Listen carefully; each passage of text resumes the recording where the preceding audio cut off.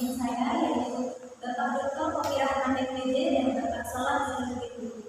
Saya juga mengucapkan terima kasih kepada para dosen penguji yang telah menyempatkan waktunya dalam sidang pengawasan tugas hari yang pertama, Bapak Dr. Muhammad Fikri Islam DPD, Ibu Dr. Risma Izan DPD, dan Bapak Muhammad Ahyar Makhluk DPD.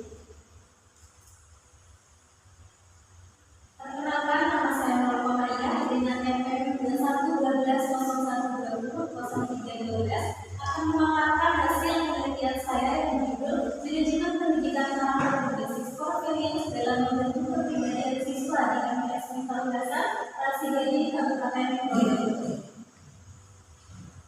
Penelitian ini dilatarbelakangi oleh pentingnya pendidikan karakter dalam membentuk kepribadian siswa, terutama di madrasah yang tidak hanya melakukan pembentukan karakter melalui pengalaman umum, tetapi juga melalui nilai-nilai.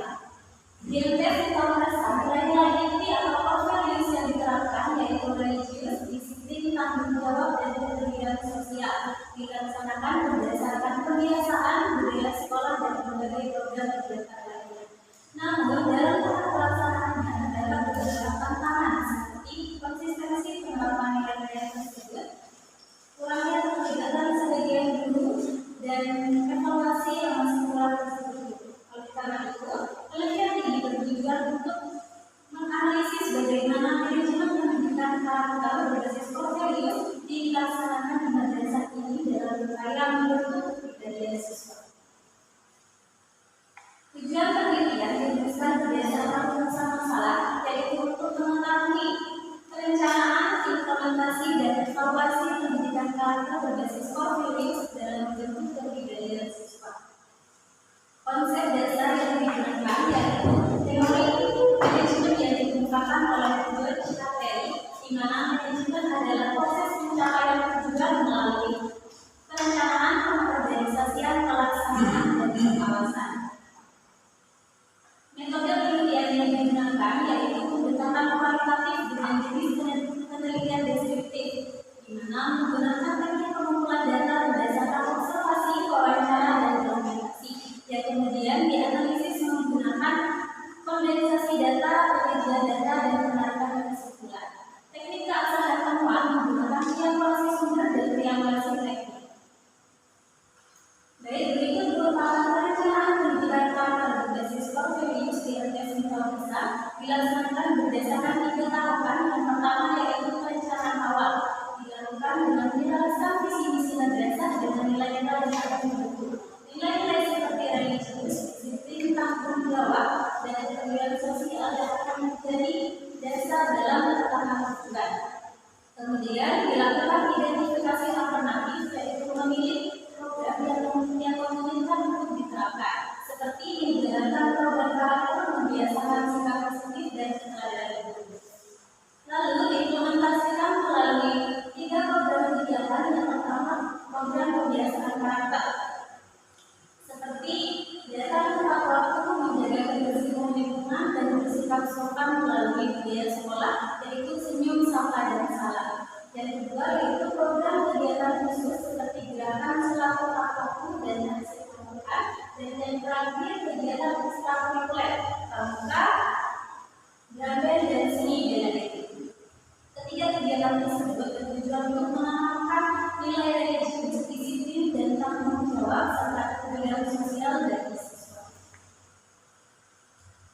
Tahap evaluasi pendidikan karakter berbasis core values di MTS Misal Dasar dimulai dari penetapan standar, yaitu menentukan ukuran keberhasilan program, kemudian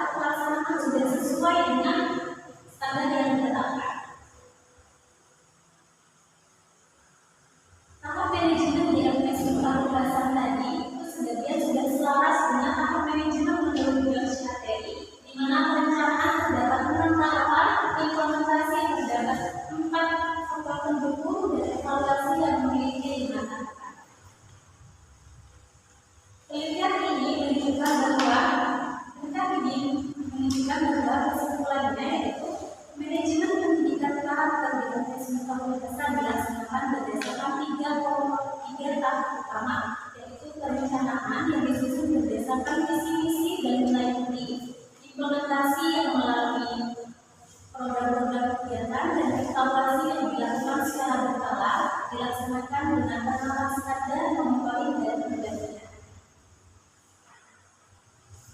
Jadi Bapak Ibu, demikian presentasi dari saya. Kurang mohon maaf. Wassalamualaikum warahmatullahi wabarakatuh. Saya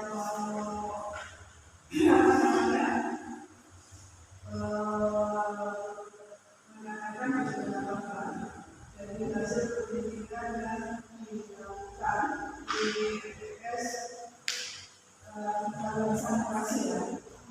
Sebelumnya ini menunjukkan karakter berbasis program itu. Apa program itu? Waktu itu adalah nilai inti. Biasanya di setiap program itu terdapat visi-misi. Visinya apa? Visi lembaga tersebut apa? Untuk visi itu wujudnya bisa yang berkualitas di bidang nilai dan minat yang mengaktualisasikan diri dalam kehidupan masyarakat. Oke. Core value itu nilai-nilai inti. Berdasarkan bahwasannya ini ada, karena kalau core value ada itu masih umum, dikerucutkan lagi. Misalkan sekolah ini berbasis apa? Berbasis riset, apakah berbasis kalau akademia itu kan lingkungan dan lain sebagainya. Nah, ciri khas karena portfolio itu tidak jauh dari definisi atau ciri khas lembaga tersebut. Untuk mewujudkan nilai-nilai ini, maka itu disitu ada definisi atau ciri khas lembaga tersebut. Apa ciri khasnya di sana? Sehingga bisa menunjukkan portfolio berbasis apa di dalam membentuk kepribadian siswa. Contoh begini, portfolio sekolah berbasis riset. Nilai-nilainya apa di sana? Ada diskusi, ada tanggung jawab, ada mencari tahu apa, mencari informasi di dalam. Misalkan, kemudian misalkan portfolio sekolah akademia karena menjaga lingkungan, maka di mana siswa diberi nilai-nilai inti apa saja. Nah, di sini apa? Portfolio. Kalau di sini itu diambil dari visi yang ketiga, yaitu pelaksananya dari kurikulum. Jadi di situ yang menjadi utama di sebelumnya. Nah, di sini itu nilai-nilai yang ditanamkan religius, juga disiplin dalam mengerjakan kegiatan pendidikannya, juga muncul. Kemudian di dalam urusan masalah ini ada beberapa perencanaan, koordinasi, dan evaluasi. Perencanaan yang dilakukan dengan cara apa? Perencanaan dilakukan berdasarkan kegiatan lapangan, yaitu sequensa. Yang pertama yaitu perencanaan awal, kemudian penetapan tujuan dan identifikasi. Perencanaan itu kan pasti ada langkah-langkah, ada cara, ada teknik, ada taktik yang dilakukan. Perencanaannya dengan apa? Seperti apa perencanaan yang dilakukan? Ini biasanya dilakukan langkah yang sesuai dengan perencanaan. Ada nggak di situ? Ya, belum ada. Kadang di urusan masalah membahas terkait dengan perencanaan. Ada nggak? Di sini hanya ada bukti dokumentasi dari masalah. Perencanaan itu kan merumuskan, ya, merumuskan cara atau strategi yang akan dilakukan pada jangka pendek, menengah maupun jangka panjang untuk mewujudkan visi-misinya. Langkah-langkahnya seperti apa? Nah, itu digambarkan di sini. Apakah satu, mengumpulkan orang dulu dengan melakukan rapat penuh, senang, sampai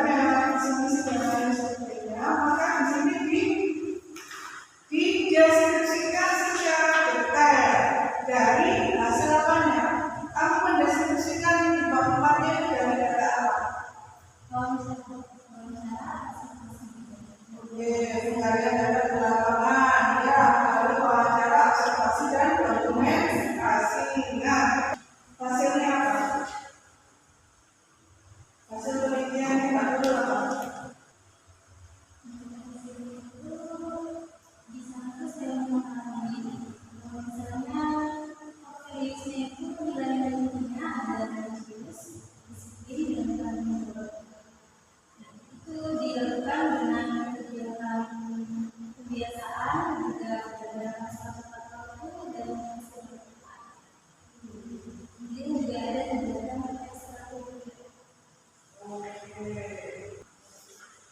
Mungkin dari saya sudah bisa menambahkan. Dari lagi. Sebenarnya yang disampaikan Bu Isma tadi sudah ada tulis terkait dengan metodologi penelitian, yaitu keabsahan data. Jadi untuk mengukur keabsahan data itu Anda kan menggunakan teori triangulasi, ya kan? Ada triangulasi sumber, ada triangulasi teknik. Nah, artinya triangulasi sumber itu hasil wawancara dari kepala sekolah itu dibandingkan dengan hasil wawancara fakta kurikulum dengan pertanyaan yang sama, namanya triangulasi sumber. Kalau triangulasi data itu adalah hasil wawancara, hasil penelitian dari kepala sekolah misalnya, itu dibandingkan dengan data yang ada. Kalau di bahasa sebelumnya sampean itu namanya teknik. Nah, ini yang belum ada di skripsinya sampean, katanya Bisma tadi. Nah, saya lebih menyambung ke sana saja supaya lebih jelas bahwa pengukuran hasil penelitian itu bisa dilihat dari sini. Ada triangulasi sumber, ada triangulasi teknik. Kalau di skripsinya sama triangulasi teknik. Sekarang misalkan begini. Ini metode penelitiannya pakai wawancara, ya kan? Wawancara yang seperti apa? Ada wawancara terpimpin, ada wawancara bebas terpimpin, ada wawancara bebas. Yang saya pakai adalah wawancara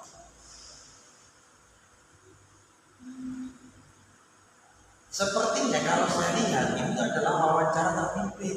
Kalau wawancara terpimpin berarti apa yang didapatkan hasil penelitian dari sumber itu tidak bisa dikembangkan lagi, karena saya melihat tidak ada pengembangan dari hasil jawaban. Karena di sini kan sudah Anda tulis penulis apa namanya di terakhir itu sampai wawancara terus dijawab oleh kepala sekolah. Begitu dong, seterusnya tidak ada pengembangan dari hasil wawancara. Seharusnya anak penelitian ini memakai kemudian metode dan kualitatif testing kemudian dilatih oleh triangulasi, harusnya memakai metode wawancara bebas terpimpin, tidak harus mencantumkan hasil wawancara di dalam transkrip wawancaranya. Hanya saja kalau pertanyaannya tidak apa-apa, itu pertanyaan pokok, namanya pertanyaan inti instrumen wawancara itu ditampilkan tidak apa-apa. Tapi kalau jawabannya tidak perlu ditampilkan, ini kan ditampilkan di instrumen wawancara itu. Sehingga saya menilai, kok cuma ini hasilnya? Benar kata Bisma tadi, harus ada pengukuran dan lain sebagainya, pengembangan dan sebagainya dalam hasil penelitian. Iya.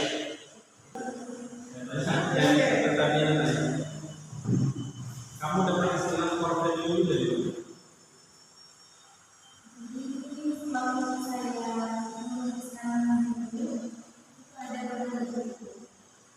Awalnya di sini hanya manajemen pendidikan kesehatan dalam bentuk pendidikan siswa.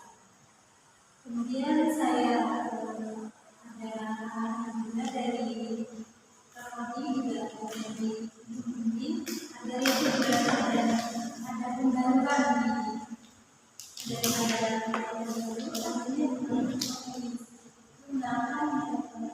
Tahu istilah core value dari mana? Kenapa memilih kata core value? Kenapa enggak substantial value? Kenapa kok ada essential value? Kenapa kok menggunakan istilah core value? awalnya itu harus melalui Terus akhirnya juga saya dari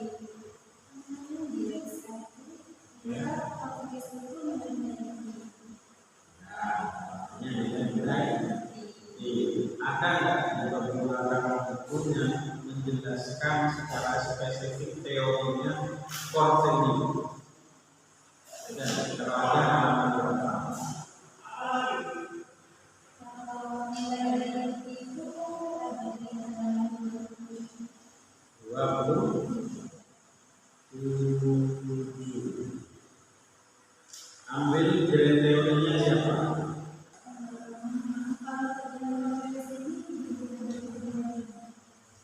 Belum ada grand teori. Mungkin kamu harus baca lebih mendalam pada footnote yang kamu cantumkan di halaman 28 itu. Ya, ada dibaca kemudian ditambahkan grand teori itu. Saya yakin dalam artikel yang ditulis oleh Hasanah itu dalam jurnal pendidikan karakter ketika tahun 2013 itu ada grand teori atau teori besar yang dicetuskan setelah Orwell. Gitu ya.